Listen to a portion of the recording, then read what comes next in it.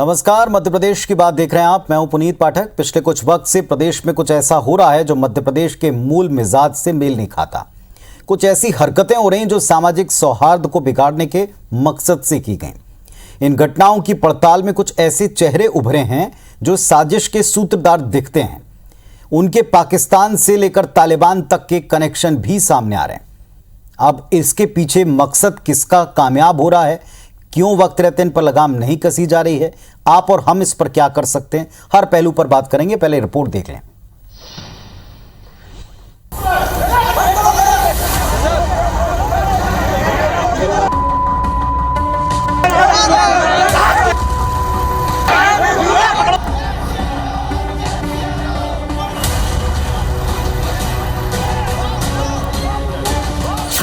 पाकिस्तान से ही एक आध जगह तो तालिबान की बातचीत के भी उसमें संकेत आए, उसको वेरीफाई करा रहे हैं, उसकी जांच करा रहे हैं, लेकिन बहुत गंभीर प्रकार का मामला सामने आया है। प्रदेश के गृह मंत्री का ये बयान और आशंका जिन लोगों से जुड़ती है उनके बारे में अब तक की पड़ताल में दो चेहरे उभर कर सामने आए, अल्तमश और अब्दुल रज्जाक। ये है अल्तमश, 10वीं पास, लेकिन मंसूबे नापाक और बेहद खतरनाक। बड़ी बात ये, अल्तमश तकनीक का अच्छा जानकार है और उसी के सहारे नफरत फैलाना चाहता है। दूसरी तस्वीर जबलपुर के अब्दुल रज्जाक की, 8वीं पास, लेकिन दहशत का दूसरा नाम। इसके गिरोह पर करीब 86 केस दर्ज हैं। इसके तार दुनिया के कई देशों से जुड़े पाए गए। आखिर ये दोनों मध्य प्रदेश के लिए कैसे बड़ा खतरा बने? पुलिस जांच में पता चला कि रज्जाक के रिश्ते दुबई और साउथ अफ्रीका से थे। अल्तमश पाकिस्तान और तालिबान के संपर्क में था। अल्तमश इंदौर में नफरत फैलाने और दंगा भड़काने की साजिश रच रहा था। वो हिंदू संगठनों की रैली पर फायरिंग कर शहर का माहौल बिगाड़ने की फिराक में था। इसके लिए उसने व्हाट्सएप ग्रुप भी बनाया जिसके जरिए वो तमाम तरह की हिदायतें देता था। इसी इरादे से उसने यूट्यूब पर कई भड़काऊ भाषण डाउनलोड किए थे। वहीं अब्दुल रज्जाक ने अपने काले कारोबार से काफ़ी संपत्ति बनाई। उसके बेटे सरताज ने भी शहर में दंगा भड़काने की कोशिश की। पुलिस के पास अब्दुल रज्जाक की डी कंपनी से रिश्तों की जानकारी है। पुलिस के मुताबिक रज्जाक की तैयारी भारत छोड़ दुबई जा बसने की थी। इनके व्हाट्सएप मैसेजेस हैं, जो वीडियो इनके मोबाइल में मिले हैं और जो ऑडियो मिले हैं, जो कॉल रिकॉर्डिंग्स मिली हैं, जो हम लोगों ने सुनी हैं, उसमें ये स्पष्ट है कि कहीं ना कहीं ये रेडिकलाइज्ड थे और इनकी जो मानसिकता है वो इस तरीके की थी कि यदि इन्हें मौका मिलता तो ये कुछ जो है माहौल ख़राब करने का पूरा प्रयास कर सकते थे। थाने के हिस्ट्री शीटर अब्दुल रज़ाक, इनको गिरफ्तार किया गया। इनके विरुद्ध एनएसी की कार्रवाई भी की जा रही है। कल इनके विरुद्ध 2 अपराध पंजीबद्ध हुए थे। प्रदेश के मुखिया भी कह चुके हैं कि कुछ असामाजिक तत्व हैं जो साजिशन मध्य प्रदेश का माहौल बिगाड़ना चाहते हैं। यानी सत्ता पक्ष मानता है कि मामला बेहद गंभीर है, उन पर कड़ी कार्रवाई का दावा भी किया जाता है। इधर विपक्ष इस मुद्दे पर सरकार को कटघरे में खड़ा करते हुए ये कह रहा है कि देश प्रदेश में भाजपा सत्ता में है, बावजूद इसके आंतरिक सुरक्षा के खिलाफ साजिश को रोक पाने में पूरी तरह नाकाम है। जबकि कांग्रेस में टेरर और टॉक एक साथ नहीं होती थी, वो टेररिज्म को खत्म करने का काम कर दिया था। बीजेपी के शासन में टेररिज्म बढ़ता है। ये दुर्भाग्य है कि ये सिर्फ भाषण देते हैं और जबकि आंतरिक सुरक्षा को लगातार खतरा इनके कारण भारतीय जनता पार्टी के सरकार में रहता। जिनके फेसबुक और ट्विटर की आईडी पर जिनको पकड़ा गया, पाकिस्तान से इनके कनेक्शन पाए गए। लोगों से अपील करना चाहता हूं कि इस प्रकार से लोगों को सजग रहकर, सरकार भी गंभीरता से इनकी जांच कर रही है कौन लोग हैं ये समाज को अस्थिर करना चाहते हैं। समाज के अंदर लोगों को इस प्रकार के भ्रम फैला करके समाज में वातावरण बिगाड़ना चाहते हैं। उसमें कांग्रेस की महत्वपूर्ण भूमिका है। यहाँ आंतरिक सुरक्षा से जुड़े कई सवाल हैं। मसलन वो कौन लोग हैं जो प्रदेश की शांति भंग करना चाहते हैं? क्या प्रदेश की आंतरिक सुरक्षा को बाहरी देशों से मदद पहुंचाकर खतरा बढ़ाया जा रहा है? विदेश में बैठकर आखिर कौन रच रहा है हालात बिगाड़ने की साजिश? क्या अमन के दुश्मनों के लिए आसान टारगेट बन रहा है मध्य प्रदेश? सियासी आरोपों से परे इन सवालों की जवाब प्रदेश का हर व्यक्ति जानना चाहता है, लेकिन साथ ही जिम्मेदारी आम जन की भी है कि वो हर संदिग्ध व्यक्ति और परिस्थितियों पर नजर रखे और वक्त रहते पुलिस को सूचना दे। सुधीर दंडौतिया के साथ नवीन कुमार सिंह, IBC 24 भोपाल। चलिए, दोनों पक्षों के दो बहुत ही सजग नेता हमारे साथ में जुड़े हैं। आनंद जाट साहब हैं कांग्रेस पार्टी से और राजपाल सिसोदिया जी हैं भारतीय जनता पार्टी से। आनंद जाट साहब, पहले सीधे आपसे पूछेंगे, जो सरकार के पास में, पुलिस के पास में इनपुट्स हैं कि जो समाज में अशांति और सौहार्द बिगाड़ने का काम करने वाली घटनाएं सामने आई, इनके लिंक जो हैं विदेश में ऐसी जगहों पर हैं जो कतई हमारे दोस्त तो साबित नहीं हुए हैं। और अब जो हालात इशारा करते हैं, इसमें यहां तक आरोप लग रहे हैं कि कांग्रेस भी उनको कहीं ना कहीं सपोर्ट करती है। ये पहली बात तो ये है कि ये आरोप बिल्कुल निराधार है, बेबुनियाद है और अपनी असफलताओं को छिपाने के लिए भारतीय जनता पार्टी कुछ भी कहती रहेगी। इस पर अब जनता विश्वास नहीं करती है। दूसरी बात मैं ये कहना चाहता हूँ कि मध्य प्रदेश में और देश में लोकतंत्र है आज की तारीख तक, मैं ये मानता हूँ। और लोकतंत्र के 3 स्तंभ होते हैं। कानून बनाने का काम विधानसभा और संसद करती है, कानून को लागू करने का काम कार्यपालिका यानी कि सरकार करती है, और अगर कोई कानून का पालन नहीं करता है तो कार्यपालिका उन व्यक्तियों को पकड़कर, संदिग्ध लोगों को पकड़कर न्यायपालिका के सामने प्रस्तुत करती है, जहां तथ्यों के आधार पर न्यायपालिका फैसला करती है। लेकिन मध्य प्रदेश में चूंकि इस समय भारतीय जनता पार्टी घोर असफलता की ओर, जन विरोधी नीतियों के कारण प्रदेश का हर वर्ग परेशान है, और इस कारण जो है, जो असंतोष आ रहा है महंगाई के कारण, जो असंतोष आ रहा है कोरोना कुप्रबंधन के कारण, बढ़ती बेरोजगारी के कारण, उसके कारण अभी जनता ने अपने हाथ में कानून ले लिया और मॉब लिंचिंग की घटनाएं हुई। इसके लिए सीधे तौर पर भारतीय जनता पार्टी जिम्मेदार है, और ये अपनी असफलताओं को छिपाने के लिए कांग्रेस पर आरोप मढ़ रही है, जबकि पिछले 20 साल, लगभग 2 दशक का समय होने को आया है और कानून व्यवस्था की स्थिति इस सरकार में ठप है। जबकि आपको यह देखकर आश्चर्य होगा कि वर्तमान समय में बेरोजगारी और महंगाई जो है सबसे बड़े मुद्दे हैं, और इन पर कोई बोलने को तैयार नहीं है भारतीय जनता पार्टी का नेता। जबकि आंतरिक सुरक्षा की बात है, हम किसी भी तरह की आंतरिक और बाह्य सुरक्षा में हमेशा से सजग रहे हैं, और सरकार को इस संबंध में कोई सपोर्ट की जरूरत है तो विपक्ष के नाते, जिम्मेदार नागरिक होने के नाते और एक जिम्मेदार राजनीतिक दल होने के नाते कांग्रेस पार्टी हमेशा सरकार के साथ खड़ी रहती है। लेकिन इनकी नीयत सही नहीं है, इनकी मंशा ठीक नहीं है। इस कारण आपकी बातों का मैं उत्तर ले लेता हूं जाट साहब, बताते हैं आपकी बातों का उत्तर ले लेता हूं, लेकिन एक बात समझ में नहीं आई। जितनी घटनाओं का जिक्र अभी इस रिपोर्ट में किया गया, उनमें कोई भी, वो सारी समस्याएं हैं निश्चित तौर पर जनता से जुड़ती हैं। महंगाई प्रॉब्लम है, साथ में पेट्रोल डीजल के दाम प्रॉब्लम है, कोविड काल प्रॉब्लम है, लेकिन इनमें से कोई भी प्रदर्शन इन समस्याओं से रिलेटेड नहीं था। पाकिस्तान जिंदाबाद का कोई नारा इससे रिलेटेड नहीं था। क्या इन घटनाओं के पीछे जो लोग हैं, और अगर उनके कनेक्शन विदेश से हैं, तो क्या ये सीरियस बात नहीं है? बिल्कुल निश्चित तौर पर गंभीर बात होती है, लेकिन इतनी प्रशासनिक चूक कैसे हुई कि प्रदेश में इस तरह का नेटवर्क सक्रिय है? अगर प्रशासन कह रहा है और अगर सरकार कह रही है, गृह मंत्रालय कह रहा है, तो इसमें ये भी भाजपा की असफलता है ना। इसमें कांग्रेस कहां से बीच में आ रही है? ठीक है, ये बात पूछी जा सकती है। सिसोदिया साहब, कांग्रेस कहां बीच में आ रही? क्यों कांग्रेस पर आप आरोप लगा रहे हैं? सरकार आपकी है, पुलिस काम कर रही है अपना, पुलिस अपनी तरह से जांच कर रही। उल्टा वो कहते हैं कि जब से आपकी सरकार आई तब से ये सब चीजें बढ़ गई, आरोप भी लगाते हैं।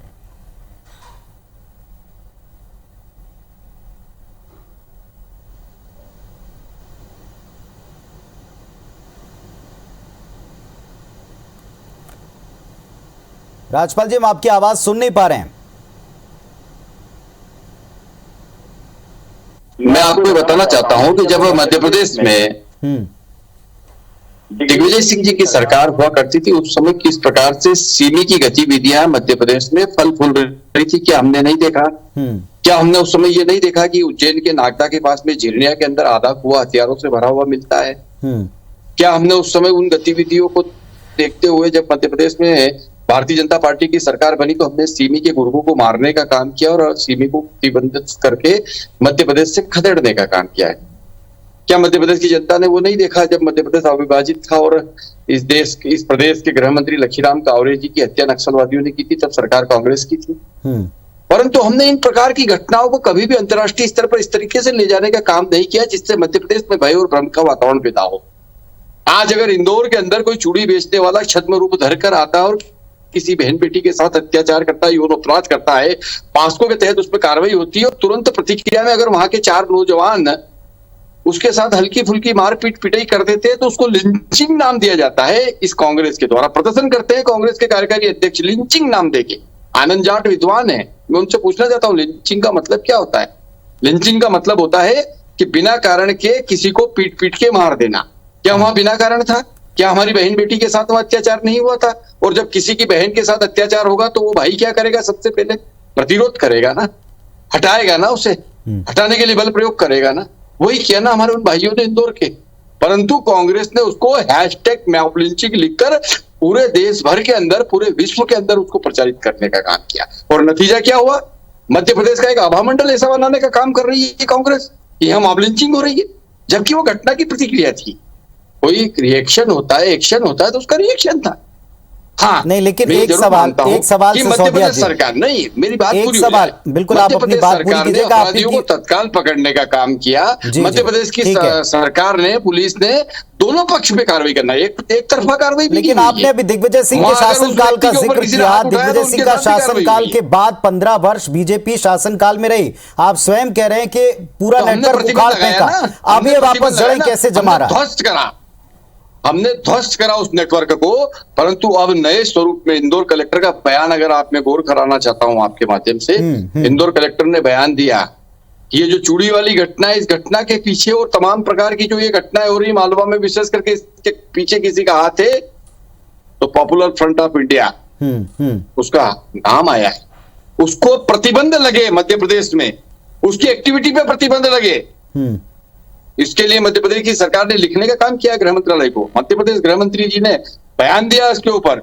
मध्य प्रदेश के जागरूक मुस्लिम समाज के हमारे बंधुओं ने ज्ञापन दिया माननीय गृह मंत्री जी को कि ये जो एक कट्टरवादी संगठन है जिसका नाम popular front of India PFIB जिसे हम बोल रहे हैं, जिसका हाथ इंदौर की घटना में है, इस पर प्रतिबंध लगना चाहिए मध्य प्रदेश में। और हमारी सरकार लेकिन कांग्रेस का आरोप है कि केंद्र और राज्य में सरकार जब आपकी आई तब इसके बाद इस तरह की घटनाएं और इस तरह की छवि बढ़ी। देखिए ऐसा नहीं है। संगठित तरीके से जिस प्रकार से इस प्रकार की कट्टरवादी संगठन जब देश के अंदर आंतरिक सुरक्षा व्यवस्था को ध्वस्त करने की कोशिश करेंगे तो सरकार उनका मुंह तोड़ जवाब भी देगी, उन पर प्रतिबंध भी करेगी और आवश्यकता पड़ने पर उन लोगों को जो है सख्त से सख्त सजा देने का काम भी करेगी। और वो हम कर रहे हैं। कोई हमारा इंटेलिजेंस फेल्यूर नहीं है। समाज के अंदर धार्मिक कार्यक्रम होते हैं और उन धार्मिक कार्यक्रमों में इस प्रकार के उन्मादी तत्व घुसते हैं और राष्ट्र विरोधी नारे लगाने का काम करते हैं। पाकिस्तान जी कुछ कहना चाह रहे हैं, जय-जयकार करने का काम करते हैं। हमने उनको ध्वस्त कर दिया। उज्जैन में जाके देखिए आप, उनको बंद करने का काम किया, राष्ट्रद्रोह का मामला लगाया है, उनकी संपत्तियों को तोड़ने का काम किया, उनके अवैध मकानों को गिराने का काम किया। ये सख्त से सख्त कार्रवाई हमने करी है। में अगर कोई घटना होती है तो उसी समय हम जो है अपराधियों को पकड़ने का काम करते हैं। अगर घटना हुई तो सख्ती से निपटाए सरकार ने, को सम्मान मिलता है। आप ये बताइए, भारतीय जनता पार्टी में जो झूठ की एक संस्कृति को सम्मान देने की जो परंपरा है उसके तहत राजपाल जी बहुत सम्मानित होंगे, ऐसी मेरी शुभकामनाएं उनको है। क्योंकि जिस प्रकार से वो झूठ बोल रहे हैं उससे ये साबित होता है कि वो जरूर भाजपा की संस्कृति को अच्छी तरह से धारण कर चुके हैं। एक बहुत बेसिक सा सवाल है, नेमावर की घटना दलित पर हुई, आदिवासी पर हुई, और कन्हैयालाल जी जो नीमच में एक घटना भी मॉब लिंचिंग की घटना है पूरी तरह से। इन घटनाओं पर नहीं बोलेंगे क्यों? क्योंकि यहां पर कोई मुस्लिम शामिल नहीं है, नंबर एक बात। दूसरी बात यह है कि जो दिग्विजय सिंह जी के शासन की बात कर रहे हैं, 1993 से 2003 के शासन में किसने सिमी पर प्रतिबंध लगाया था, यह भी जरा देखना चाहिए। और भारतीय जनता पार्टी वर्तमान की बात नहीं करती, अपनी असफलताओं पर बात नहीं करती है। भारतीय जनता पार्टी या तो आपको 1947 के पिछले दौर में ले जाएगी या फिर 2020 के अगले दौर में ले जाना चाहती है। वर्तमान की असफलताओं की जिम्मेदारी कौन लेगा? चलिए, वर्तमान की घटनाओं का निदान आप लोग कहां देखते हैं, कहां चूक देखते हैं और कहां इसमें सुधार की मांग करते हैं? आप दोनों से उत्तर लेंगे। राजपाल जी आपसे भी उत्तर लेंगे, आनंद जी आपसे भी उत्तर लेंगे कि समाधान आप कहां देखते हैं, कहां चूक हो रही है, कहां सुधार की आवश्यकता है। आनंद जी, जब भी कभी बात आती है पूरे सभी समाज के लोगों के एक साथ रहने की सुरक्षा की, तो दोनों दल कहते हैं कि हमको सबका साथ चाहिए, हम सबके विश्वास के साथ आगे बढ़ना चाहते हैं। इस बात से तो आप भी इत्तेफाक रखेंगे कि ये घटनाएं अगर इनमें जरा सी भी विदेशी मदद या विदेशी इनपुट है और इसकी वजह से अगर आंतरिक सुरक्षा को कोई भी खतरा है तो इसे किसी भी कीमत पर कमजोर नहीं पड़ना चाहिए, इसे हर तरीके से मजबूती से निपटना चाहिए। कहां आपको लगता है लैक हो रहा है, कहां आपको लगता है सुधार की जरूरत है? सकारात्मक बात भी थोड़ी करें।